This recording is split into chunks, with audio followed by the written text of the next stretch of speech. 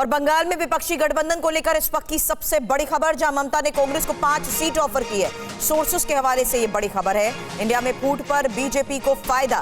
Seat बंटवारे को लेकर टीएमसी और कांग्रेस में मंथन, जहां केरल की तर्ज पर आपसी सहमति से चुनाव लड़ने के प्रस्ताव को लेकर इस वक्त की यह सबसे बड़ी खबर है। और आपको बता दें कि अब ममता ने कांग्रेस को 5 सीट के ऑफर दिया है।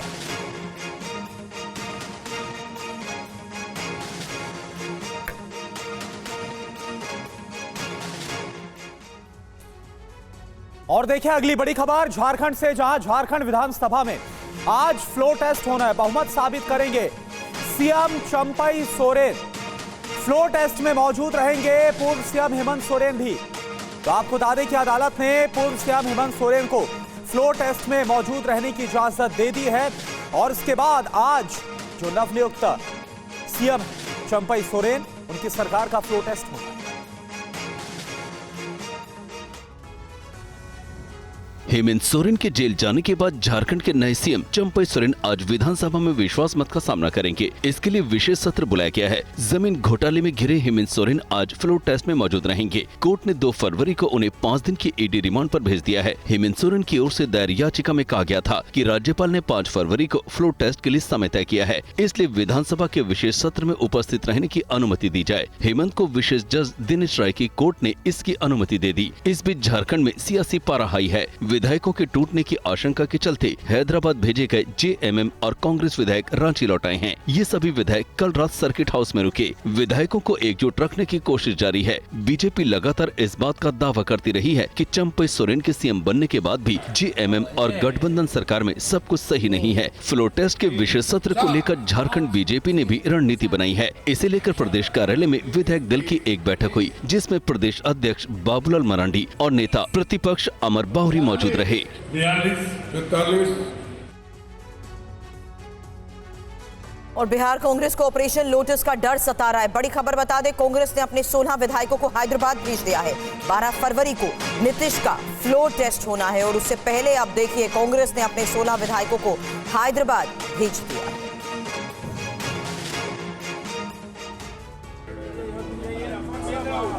बिहार में 12 फरवरी को फ्लोर टेस्ट की संभावना है। इस बीच कांग्रेस के 16 विधायक हैदराबाद पहुंच गए हैं और बाकी भी जल्द जा रहे हैं।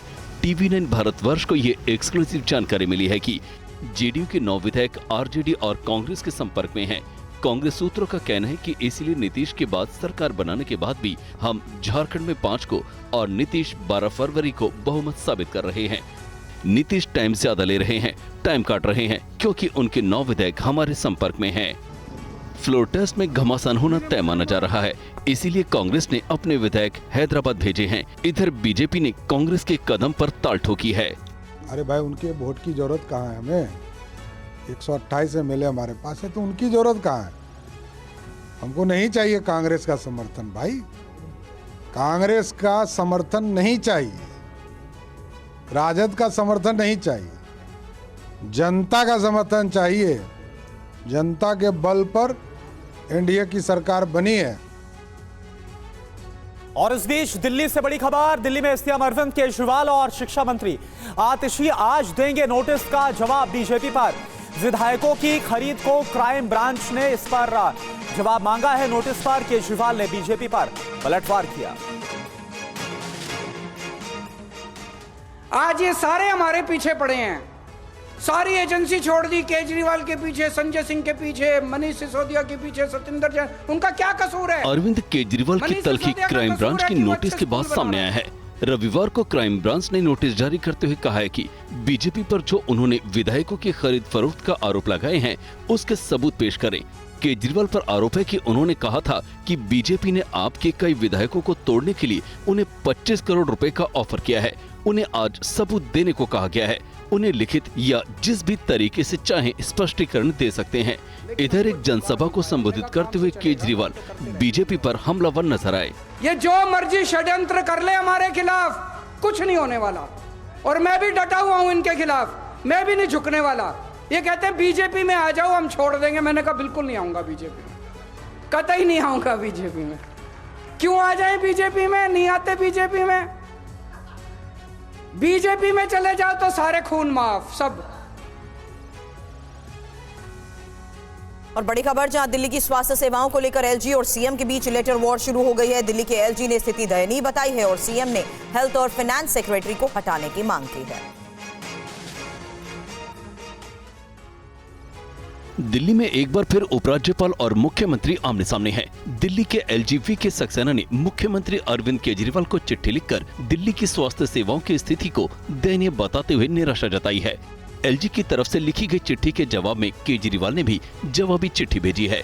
केजरीवाल ने अपनी चिट्ठी में लिखा, दिल्ली में स्वास्थ्य व्यवस्था को लेकर मैंने स्वास्थ्य मंत्री से इस बारे में रिपोर्ट मांगी है, लेकिन मैंने पहले ही आपको हेल्थ सेक्रेटरी हटाने के लिए कहा था, क्योंकि वो एक तो अक्षम है और साथ ही मंत्री के लिखित और मौखिक आदेश का भी पालन नहीं करते। एक चुनी हुई सरकार कैसे काम करेगी अगर वरिष्ठ नौकरशाह मंत्री के आदेश मानने से मना कर देंगे। इसी तरह पूर्व में वित्त सचिव आशीष वर्मा ने दवाइयों, लैब टेस्ट, डॉक्टर के वेतन, फरिश्ते योजना और दिल्ली आरोग्य कोर्स स्कीम का पैसा रोक दिया और पूरा हेल्थ सिस्टम पैरालाइज हो गया। ये पहली बार नहीं है जब दिल्ली में उपराज्यपाल और सरकार आमने सामने है। एलजी और सरकार के बीच कभी जुबानी जंग तो कभी लेटर वॉर चलता रहता है।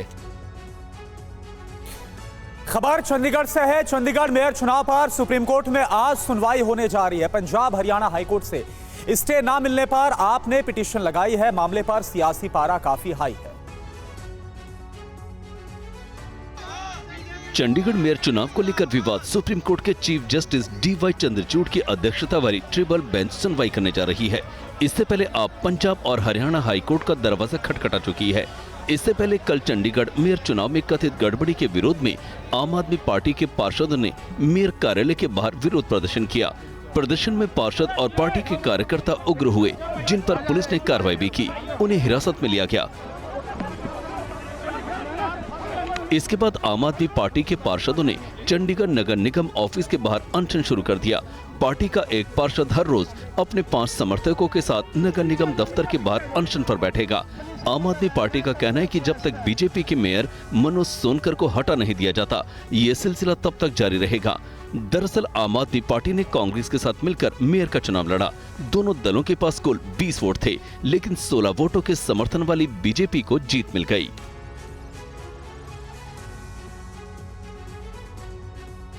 नीतीश के बाद अब उद्धव का मन भी डोलने लगा है। अब तक लगातार प्रधानमंत्री मोदी पर हमलावर रहे उद्धव के तेवर अब नरम पड़ने लगे हैं। ये रिपोर्ट देखिए। महाराष्ट्र के कांकेर दौरे पर रहे उद्धव ठाकरे ने सिंधुदुर्ग के सावंतवाड़ी में एक सभा को संबोधित करते हुए बीजेपी पर जमकर हमला बोला, लेकिन पीएम मोदी को लेकर उद्धव का तेवर नरम दिखे। भाजपा में आ जाओ, आपको पद मिलेगा, मोदी गारंटी है। मोदी जी 19 फरवरी को आ रहे हैं, देखेंगे। इस तरह का काम करेंगे तो ठीक है। मोदी जी, मुझे एक ही बात कहनी है कि हम आपके शत्रु नहीं थे, आज भी शत्रु नहीं है। हम तो आपके साथ, शिवसेना आपके साथ थे। पिछली बार हमने युति का प्रचार किया था। हमारे विनायक राउत यहाँ से जीत कर गए थे, इसलिए आप वहाँ प्रधानमंत्री पद पर बने रहे। बाद में आपने हमें दूर किया। आज हमने हिंदुत्व छोड़ा नहीं, भगवा ध्वज कायम है, लेकिन इस भगवे ध्वज में छेद मारने का काम बीजेपी कर रही है। इन्होंने देश का काम किया होता तो आपको दूसरी पार्टियां फोड़ने की जरूरत नहीं थी। लोग आपको सिर पर उठाकर फिर से जीत दिलाते। हिंदुत्व सोडलेलं नाही, सोडू शकत नाही, भगवा झेंडा आमचा कायम है। उद्धव के इस बयान के बाद कयासों का दौर शुरू हो गया है। सवाल उठने लगे हैं कि क्या बिहार की तरह ही महाराष्ट्र की सियासत में भी बड़ा उलटफेर देखने को मिल सकता है। और इस बीच बड़ी खबर आपको बताएं, पीएम मोदी आज राष्ट्रपति भाषण पर धन्यवाद प्रस्ताव पर हुई चर्चा का जवाब देंगे। बीजेपी ने पहले अपने सभी सांसदों को 3 लाइन का व्हिप जारी किया है। 2024 के चुनावी मुद्दों के साथ विपक्ष का घेराव कर सकते हैं मोदी।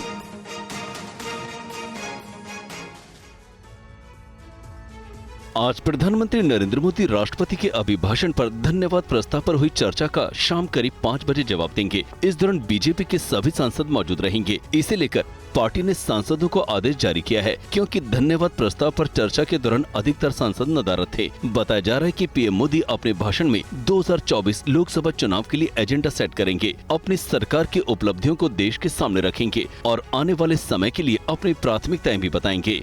राजनीतिक जानकारों का मानना है कि विपक्षी विपक्षी इंडिया गठबंधन में टूट के बाद विपक्ष की हताशा और घबराहट पर भी बात कर सकते हैं। माना जा रहा है कि पीएम मोदी लोकसभा में अपने भाषण में विपक्ष पर तीखे वार भी कर सकते हैं। जैसा कि आपको पता है कि कांग्रेस को पश्चिम बंगाल की ममता सरकार, पंजाब की मान सरकार ने सभी सीटों पर चुनाव लड़ने और यूपी में समाजवादी पार्टी के मुखिया अखिलेश यादव महज 11 सीटें देने की बात कहकर ये संकेत दिए कि कांग्रेस को वो बड़े भाई की भूमिका के रूप में स्वीकार नहीं करेंगे। बिहार में कांग्रेस और आरजेडी का संघर्ष जारी है। वहीं सीएम नीतीश कुमार के पाला बदलकर विपक्ष की बखियों धेड़ दी। परीक्षा में नकल और पेपर लीक की घटना को रोकने को लेकर केंद्र सरकार एक बिल लाने जा रही है। सरकार आज द पब्लिक एग्जामिनेशन बिल 2024 पेश करेगी।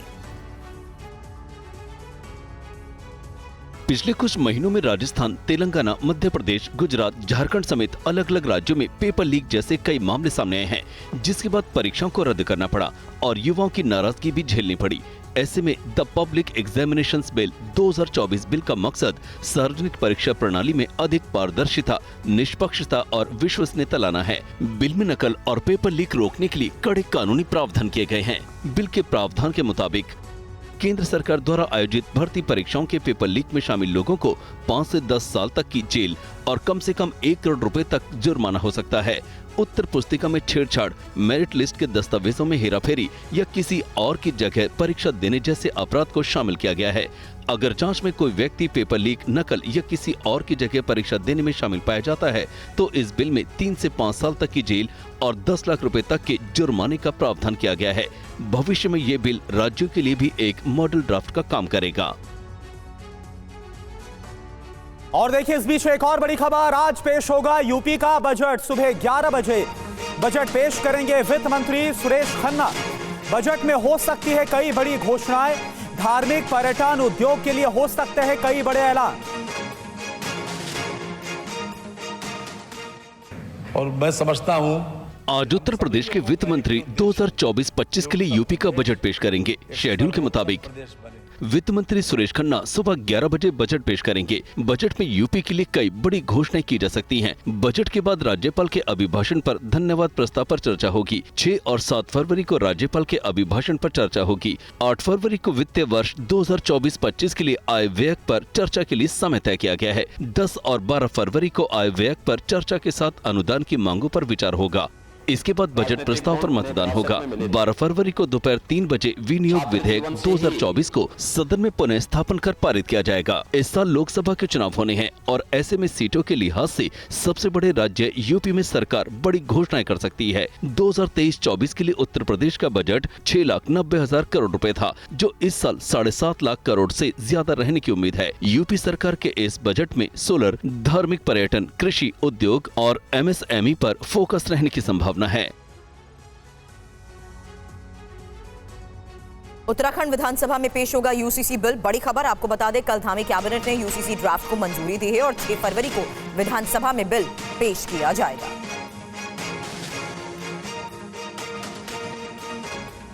उत्तराखंड सरकार विधानसभा सत्र के दौरान यूसीसी ड्राफ्ट को पेश करने के लिए पूरी तरह तैयार है। ड्राफ्ट की कुछ अहम बातों पर गौर कीजिए। लड़कियों की विवाह की आयु बढ़ाई जाएगी ताकि वे ग्रेजुएट हो सके। विवाह का अनिवार्य रजिस्ट्रेशन होगा। बगैर रजिस्ट्रेशन सरकारी सुविधा का लाभ नहीं मिलेगा। ग्रामीण स्तर पर भी शादी के रजिस्ट्रेशन की सुविधा होगी। पति पत्नी दोनों को तलाक के समान आधार होंगे। फिलहाल पर्सनल लॉ के तहत अलग अलग ग्राउंड हैं। उत्तराधिकार में लड़कियों को लड़कों के बराबर का हिस्सा मिलेगा। पर्सनल लॉ के मुताबिक लड़के का शेयर अधिक है। बहुविवाह पर रोक लगेगी। लिव इन रिलेशनशिप का डिक्लेरेशन जरूरी होगा। नौकरीशुदा बेटे की मृत्यु पर पत्नी को मिलने वाले मुआवजे में पुनर्विवाह के बाद भी वृद्ध माता पिता के भरण पोषण की भी जिम्मेदारी होगी। मुस्लिम महिलाओं को भी गोद लेने का अधिकार होगा। हलाला और इद्दत पर रोक होगी। ये एक सेल्फ डिक्लेरेशन की तरह होगा, जिसका एक वैधानिक फॉर्मेट होगा। पति पत्नी के झगड़े की स्थिति में बच्चों की कस्टडी उनके ग्रैंड पेरेंट्स को दी जा सकती है। जनसंख्या नियंत्रण को अभी सम्मिलित नहीं किया गया है। और चलिए अब बात करते हैं मौलाना सलमान अजहरी के। मुसलमानों को भड़काने के आरोप में मुंबई से मौलाना मुफ्ती सलमान अजहरी को हिरासत में लिया गया है और उसके बाद बड़ी संख्या में लोग अजहरी को छुड़ाने को लेकर पुलिस स्टेशन के पास जमा हो गए, जमकर हंगामा किया। रिपोर्ट आप देखिए।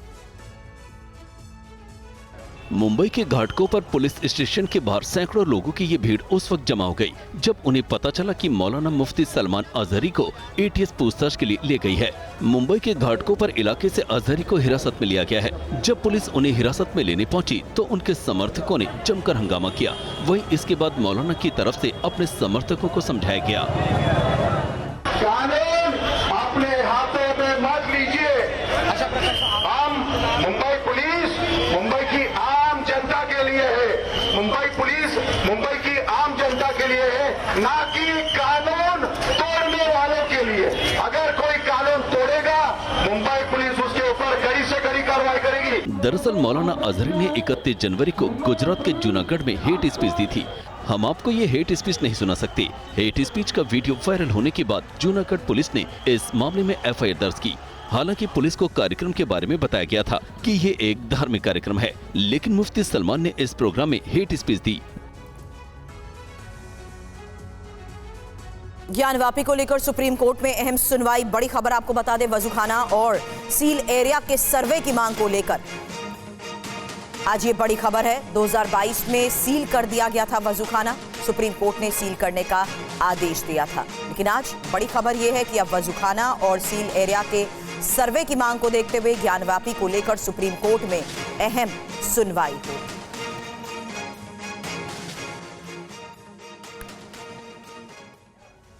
मौलाना तौकीर रजा ने भड़काऊ बयान देने के साथ ही देश की अदालत और जज पर भी अब सवाल खड़े कर दिए। रजा ज्ञानवापी के व्यासजी में पूजा को लेकर अदालत के फैसले से नाराज। एएसआई की रिपोर्ट के बाद वाराणसी की जिला कोर्ट और इलाहाबाद हाई कोर्ट के फैसले को तौकीर रजा ने मानने से इनकार कर दिया है।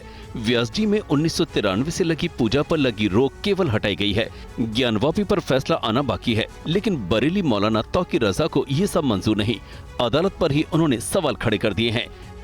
जिस किस्म का माहौल विश्व हिंदू परिषद और बजरंग दल हिंदुस्तान में बना रहे हैं, ऐसा महसूस होता है कि वो किसी भी हालत में मुल्क में फसाद करना चाहते हैं। मौलाना ने मुसलमानों को भड़काते हुए कहा है कि जुमे के दिन वो गिरफ्तारी देंगे, लोग उनका साथ दें। सरकार के दबाव में अदालत काम कर रही है, अदालत ये साबित करे कि अदालत में इंसाफ हो रहा है। मौलाना तौकीर रजा के बयान पर सूफी फाउंडेशन के अध्यक्ष ने नाराजगी जताई है। अब तौकीर रजा साहब ने कहा कि जेल भरो, जेल भरनी चाहिए। ये लोग मुसलमानों की हमदर्द नहीं है, बल्कि मुसलमानों के गद्दार हैं। और इस बीच बड़ी खबर है, समाजवादी पार्टी के महासचिव स्वामी प्रसाद मौर्य का विवादित बयान आया है। भगवान राम को लेकर एक बार फिर से विवादित बयान दे दिया। भगवान राम में विज्ञान जैसी ताकत नहीं, स्वामी प्रसाद मौर्य की तरफ से यह बयान।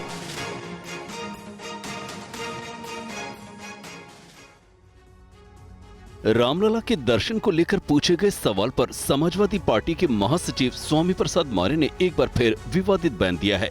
मौर्य ने कहा कि भगवान राम में विज्ञान जैसी ताकत नहीं। मौर्य ने कहा कि रामभद्राचार्य जी राम मंदिर न जाकर अस्पताल गए। अगर राम में वो ताकत होती जो विज्ञान में ताकत है, तो रामभद्राचार्य जी विज्ञान के अंदर न जाकर वो राम के यहाँ चले गए होते। रामभद्राचार्य जी तो राम मंदिर जाना चाहिए था, क्योंकि वो जीवन मौत से जूझ रहे हैं। वहाँ जाते तो उनको इलाज हो जाता, भगवान राम की उन पर कृपा हो जाती, लेकिन वहाँ न जाकर के वो अस्पताल पहुँच गए। इसका मतलब विज्ञान सच है और वैज्ञानिक ताकत, विज्ञान की ताकत में उनको भी जाना पड़ा। अगर राम में वो ताकत होती जो विज्ञान में ताकत है, तो विज्ञान के अंदर न जाकर के वो राम के यहाँ चले गए होते। इसलिए यह प्रश्न पूछना चाहिए रामभद्राचार्य जी से। जम्मू कश्मीर और लद्दाख में पहाड़ों पर ताजा बर्फबारी हुई है और भारी बर्फबारी के बाद चारों ओर बर्फ की मोटी परत जम गई। बर्फबारी के बाद कश्मीर में जन्नत सा नजारा दिखने लगा। जम्मू कश्मीर के पसंदीदा पर्यटन स्थल बर्फबारी से गुलजार है। जम्मू समेत देश भर से सैलानी यहां बर्फबारी के नजारों का लुत्फ लेने के लिए पहुंच रहे हैं। यहां बर्फबारी के बीच सैलानियों को मस्ती करते देखा जा सकता है। बर्फबारी देख यहां पहुंचे सैलानियों के चेहरे खिल उठे। कश्मीर के मैदानी इलाकों में मध्यम बर्फबारी हो रही है, जबकि घाटी के ऊपरी इलाकों में भारी बर्फबारी हो रही है। लद्दाख के कारगिल और जोजिला में भी भारी बर्फबारी हुई है। बर्फबारी के बाद जोजिला पास NH-44 बंद हो गया है, जिससे लंबा जाम लग गया। बर्फबारी के बाद सड़क से बर्फ हटाने का काम जारी है। सबने मिलकर ये कोशिश की है कि जितनी हमारी मेन सड़कें हैं, और मेन सड़कें जब मैं बोल रहा हूँ केवल मेन रोड नहीं, इनर लिंक्स भी, उनको बाइफरकेट करके हमने सुबह से क्लियर करवाया है। अर्ली मॉर्निंग आपके डिस्ट्रिक्ट हेडक्वार्टर की रोड्स, आपकी main sub divisional roads, main tehsil roads, वो सारी क्लियर की गई हैं। अब इनर लिंक्स पे भी काम जो है वो ऑलमोस्ट 80 to 90% कंप्लीट हो गया है। और देखिए खबर हिमाचल से, जहां पर हिमाचल से लेकर उत्तराखंड तक इन दिनों बर्फबारी हो रही है। पर्यटक ही नहीं बल्कि पहाड़ भी जैसे झूम रहे हैं। रिपोर्ट आप देखिए। ये खुशी बता रही है, ये बर्फबारी नहीं बल्कि खुशियों की बारिश हो रही है। बर्फबारी के बीच ऐसा लग रहा है जैसे प्रकृति पहाड़ों का श्रृंगार कर रही है। पहाड़ों पर जीने वालों का मन मयूर नाच उठा है, प्रकृति को शुक्र अदा कर रहा है। चमोली के औली समेत उत्तराखंड के कई पहाड़ी इलाकों में बर्फबारी जारी है। गंगोत्री धाम में भी ताजा बर्फबारी हुई है। चारों धामों में तापमान माइनस में पहुंच गया है। देहरादून में रविवार को ओले गिरे हैं। मौसम विभाग ने आज भी बारिश और ओले गिरने का अलर्ट जारी किया है। हिमाचल के मनाली पहुंचे पर्यटक बर्फबारी का भरपूर आनंद ले रहे हैं। अच्छा व्यू है और बहुत बढ़िया लग रहा है इधर आके। लुक एट द व्यू, इतना सुंदर नज़ारा आपको कहाँ मिलेगा। बताइए, फॉरेन कंट्री से भी ज्यादा सुंदर और खूबसूरत दिख रहा है, जैसे हम अपनी नजरों से अगर हम देखें तो। इधर नरकंडा में भी ताजा बर्फबारी से तापमान गिरा है। बर्फबारी की वजह से मैदानी इलाकों में भी असर दिख रहा है। आज झारखंड महागठबंधन सरकार का फ्लो टेस्ट विधानसभा विश्वास मत साबित करेंगे सीएम चंपई सोरेन। चंपई सोरेन सरकार के फ्लो टेस्ट में शामिल होने के लिए रांची पहुंचे महागठबंधन के विधायक हेमंत सोरेन भी फ्लो टेस्ट में शामिल होंगे। झारखंड के सियासी हालात पर राज्य में बीजेपी विधायकों की बैठक, प्रदेश अध्यक्ष बाबूलाल मरांडी और नेता प्रतिपक्ष अमर बाउरी रहे मौजूद। झारखंड में फ्लो टेस्ट को लेकर बोले कांग्रेस नेता जयराम रमेश, कहा हम गठबंधन सरकार के साथ मजबूती के साथ खड़े। बहुमत परीक्षण को लेकर सीएम चंपई सोरेन का बड़ा बयान, कहा विधानसभा में साबित करेंगे विश्वास मत, महागठबंधन के सभी विधायक साथ। फ्लो टेस्ट से पहले पार्टी से नाराज चल रहे जेएमएम विधायक लोबिन हेब्रम ने शिबू सोरेन से मुलाकात की। लोबिन हेब्रम का बड़ा बयान, कहा कि हम एकजुट हैं तो हमें यहीं पर रहना चाहिए, विधायकों को हैदराबाद ले जाने की जरूरत नहीं। नीतीश सरकार के फ्लो टेस्ट से पहले बिहार में सियासी हलचल तेज, कांग्रेस के 16 विधायक पटना से हैदराबाद शिफ्ट किए गए। बिहार कांग्रेस के 16 विधायक तेलंगाना के नेचर वैली रिजॉर्ट में ठहराए गए। 12 फरवरी तक रिजॉर्ट में रुकेंगे सभी विधायक। बिहार में सियासी हलचल के बीच सोर्सेज से बड़ी खबर, जेडीयू के 9 विधायकों के कांग्रेस और आरजेडी के संपर्क में होने का दावा।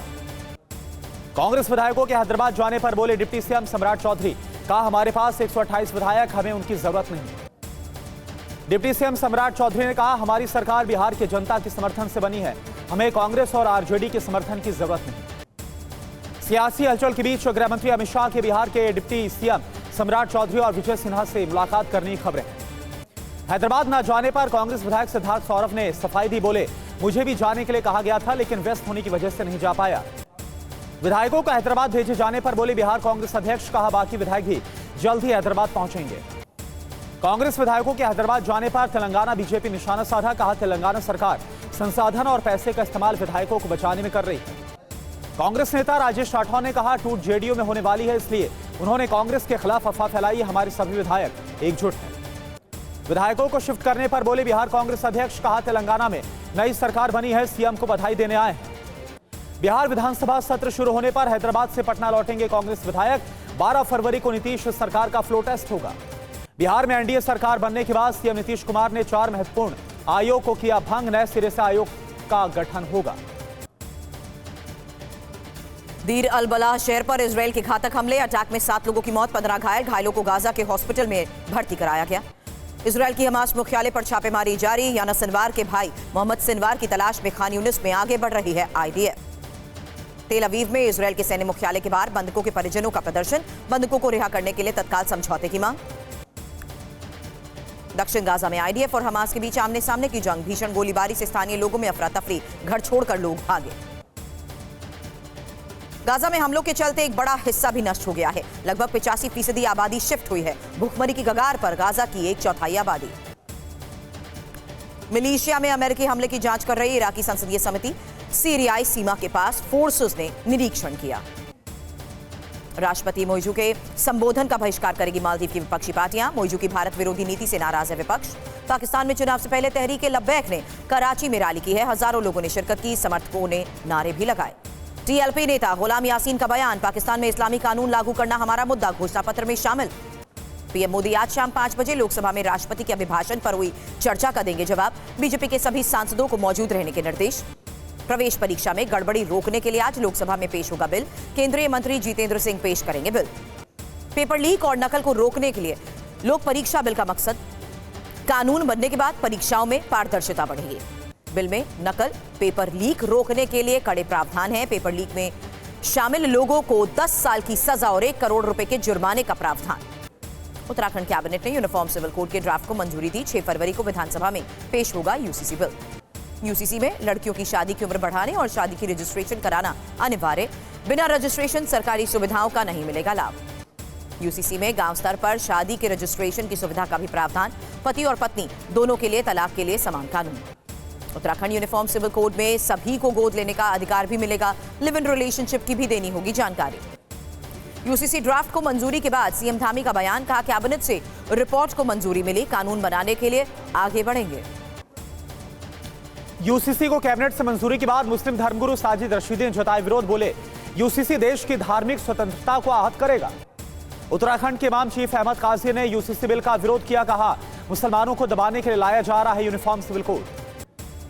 ज्ञानवापी मामले में आज सुप्रीम कोर्ट करेगा सुनवाई। वजूखाना समेत सील किए गए इलाकों के सर्वे की मांग पर होगी सुनवाई। हिंदू पक्ष ने सुप्रीम कोर्ट से सील किए गए इलाके का एएसआई से सर्वे कराने की मांग की है। 2022 में सुप्रीम कोर्ट के आदेश पर वजूखाने को किया गया था सील। यूपी में आज पेश होगा बजट। सुबह 11 बजे वित्त मंत्री सुरेश खन्ना पेश करेंगे बजट। धार्मिक पर्यटन को बढ़ावा देने के लिए हो सकता है बड़ा ऐलान।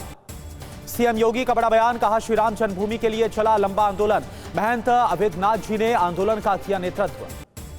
डेनवर पुलिस के मुताबिक रिहायशी इलाके में हुई गोलीबारी में 2 लोगों की मौत हो गई, 4 लोग घायल, जांच में जुटी है पुलिस। गाजा के राफा में आईडीएफ के हमले में एक नागरिक कार में लगी आग। प्रत्यक्षदर्शी के मुताबिक कार पर 2 ड्रोन मिसाइलों से हमला किया गया। हमले में नुकसान की खबर नहीं। कार में आग लगने के बाद मिट्टी डालकर आग बुझाने की लोगों ने की थी कोशिश। बाद में दमकल की टीम ने आग पर काबू पाया।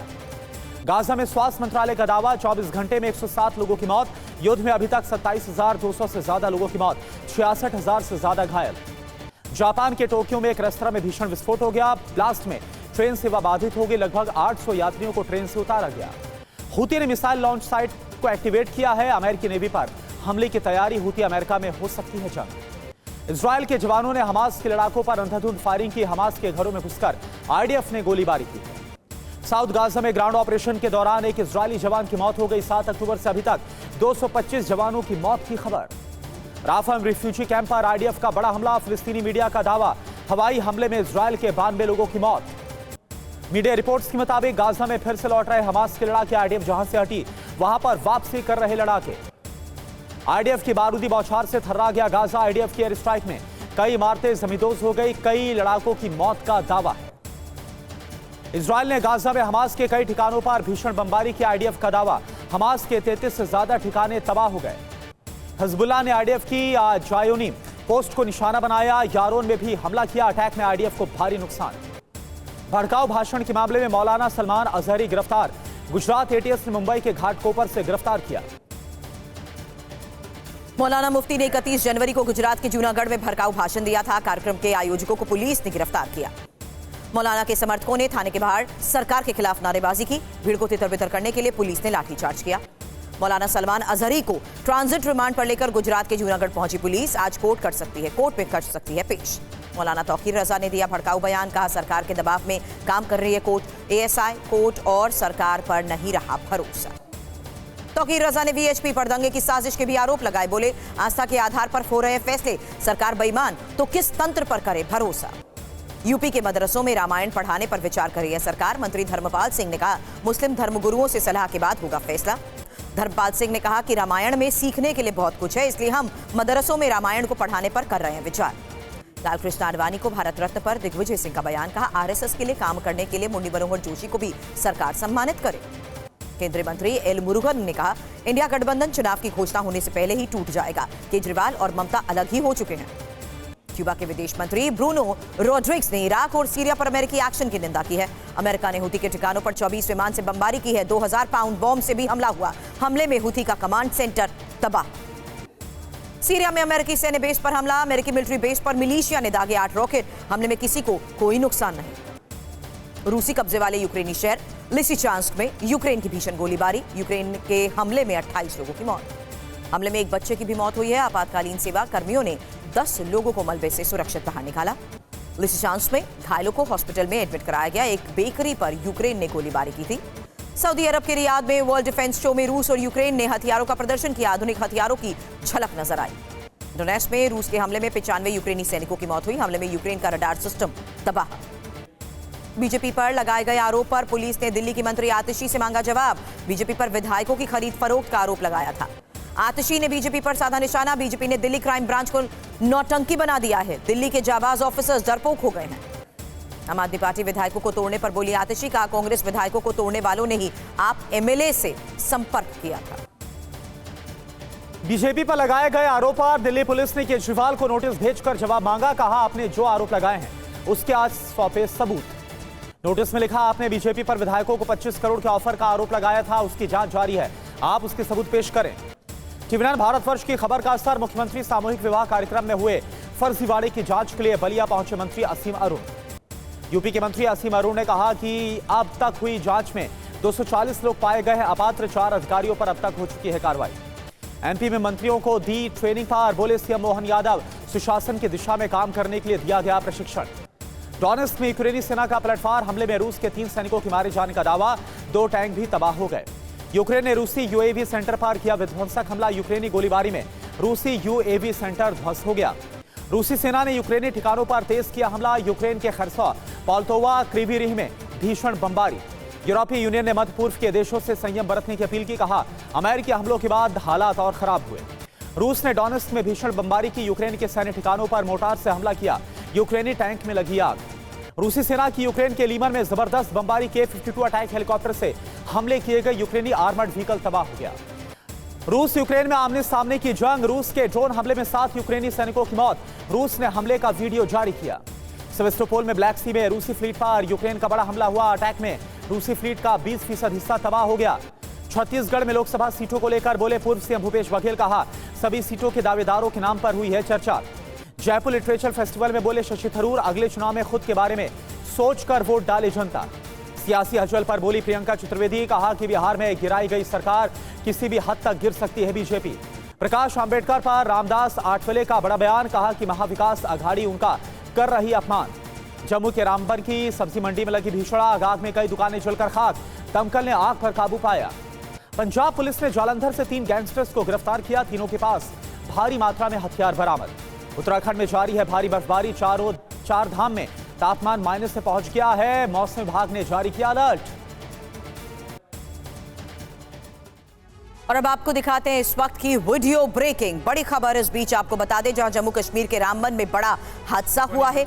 बनहाल की सब्जी मंडी में लगी भीषण आग की तस्वीरें आपको टीवी9 भारतवर्ष दिखा रहा है, क्योंकि इसी भीषण आग में कई दुकानें जलकर खाक हो चुकी हैं।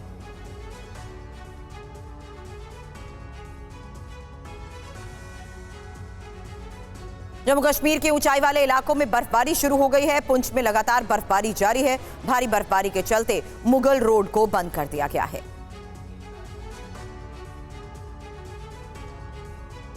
और तीसरी बड़ी खबर आपको बताएं, एक और पहाड़ों में भारी बर्फबारी का दौर जारी है। वहीं हिमाचल की राजधानी शिमला में ओलावृष्टि के बाद बिछी सफेद चादर ने सबका मन मोह ले लिया।